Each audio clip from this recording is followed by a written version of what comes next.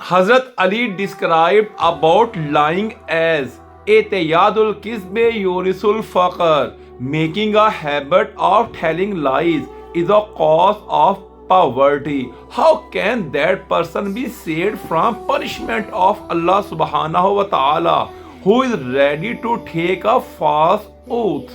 He mentioned Aqibatul Kizbe an-Nadm. The end of lying is regret.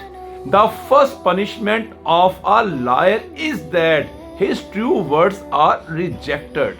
Hazrat Ali further said, Yambagi li rajulil muslimi yajtaniba mu'akhat al-kazzab. A Muslim should not fraternize with the liar.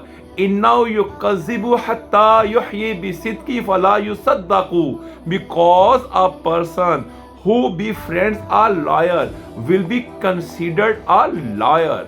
Even if he speaks the truth, it will not be accepted as the truth. Hazrat Ali explained the signs of a liar as: number 1, the liar will repeat the words. Number 2, he will press the lips. Number 3, he will move the foot back and forth. Number 4, he will close and open the palm of the hand. Number 5, he will look back and forth.